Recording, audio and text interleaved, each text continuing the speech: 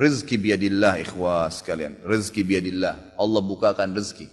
Saya cuman karena tidak enak kalau saya mau menceritakan keadaan saya pribadi ya.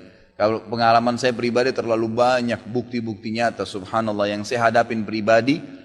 Pada saat lagi terdesak dari sisi ekonomi, godaan luar biasa. Ada pinjaman yang berbunga, ada yang begini, ada yang begitu. Tetap saya tolak, saya komitmen.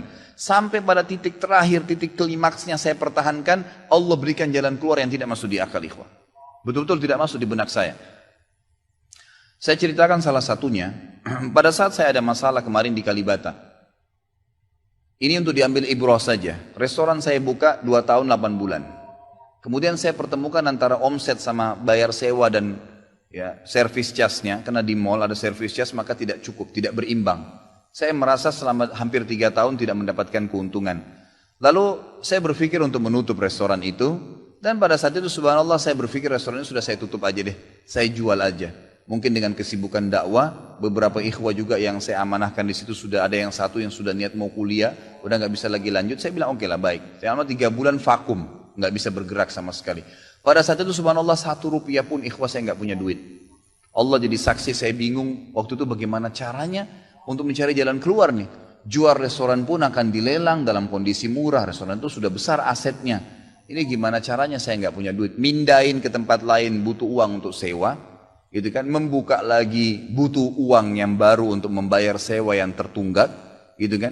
Tidak dibongkar juga akan dibongkar paksa. Ini kalau ada waktu tentu sampai waktu tentu, kalau tidak ini akan dibongkar paksa. Subhanallah, godaan luar biasa. Ada yang masuk saya tidak tahu dari mana, SMS masuk ke HP saya, pinjaman dengan bunga yang ringan 250 juta sampai 750 juta terus dari banyak perbankan saya nggak tahu tiba-tiba masuk. Saya tidak pernah iyakan, selalu. Gitu kan. Saya cuma berusaha ikhtiar berdoa sama Allah, tawarin kepada orang kalau ada yang mau punya saham sama saya. Subhanallah, pas titik klimaks 3 bulan kemarin, 3 bulan tutup ya sementara, dan saya sudah berpikir mau jual pun sempat saya tawarkan belum ada yang beli. Saya tiap hari saja berdoa. Di masjid ini saya kedatangan seseorang. Jemaah pengajian saya, bukan jemaah pengajian sebenarnya. Dia rutin mengikuti ceramah kita ya yang diupload di YouTube dan tinggal di Paris. Orang Indonesia, orang kita tapi tinggal di sana.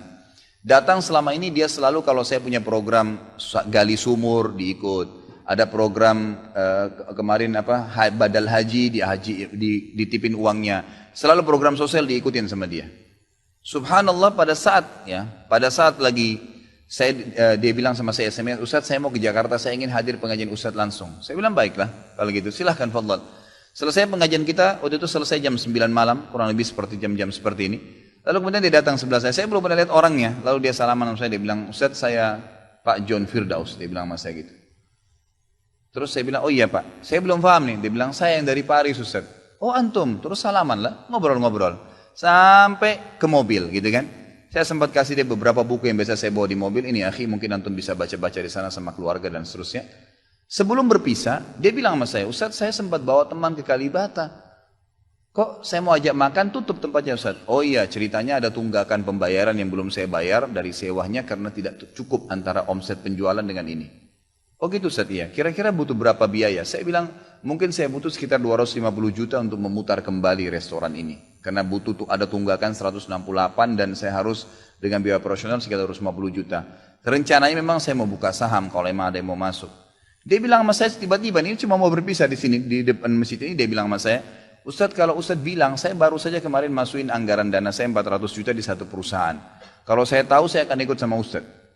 Ya sudahlah akhi, qadarullah nggak apa-apa gitu kan. Tapi kalau emang Ustadz mau, saya coba pikirkan nanti saya pertimbangkan. Kira-kira berapa? Saya bilang saya akan buka saham 250 juta itu 10% dari omset antum akan ambil. Karena aset restoran sekarang 2,5 M. Baiklah, dia bilang sama saya gitu. Saya pulang ke Paris ini, hari Senin saya berangkat. Saya bicara sama istri, saya langsung kasih berita ke Ustadz, lalu saya kasih. Baiklah saya bilang kalau begitu. Dia pulang, subhanallah, saya pikir ya sudahlah. Ini mungkin dia mau pertimbangkan lagi. Malamnya, pada malam itu juga, dia tiba-tiba SMS ke saya, dia bilang, Ustadz setelah saya musyawarah sama istri, saya akan transfer ke Ustadz dengan jumlah 250 itu. Supaya bisa bergulir dan saya siap mengambil 10%-nya. Gitu kan, saya sujud syukur kepada Allah, alhamdulillah ada jalan keluar gitu. Subhanallah saya ke Kalibata, saya bicara besoknya sama GM-nya. Saya ngobrol, ini gimana jalan keluar, saya sudah ada duitnya sekarang dan mau diputar. Oh udah nggak bisa Pak Khalid. Ini Aku FIFA. Aku ingin. Udah nggak bisa. harus dibongkar, udah tutup, nggak bisa lagi. Kalau Pak Halid mau pindah tempat lain silakan, atau mau buka sini kembali harus ganti nama. Baiklah, saya coba kembali kepada Allah SWT lagi berdoa, ya Allah berikan petunjuk, ada apa sebenarnya ini, bagaimana jalan keluarnya.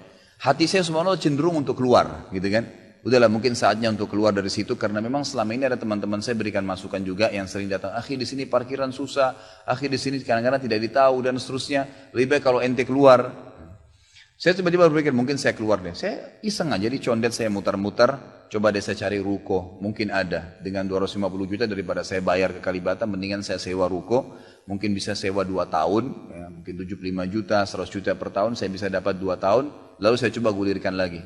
Dengan izin Allah, di depan rumah, di Jalan Raya Condet itu dekat rumah orang tua saya, ada 1 ruko, 2 ruko disambung, 3 tingkat, dan ruko itu bekas travel haji umroh, gitu kan. Pas dipasang spanduknya disewa, dikontrakin, gitu kan.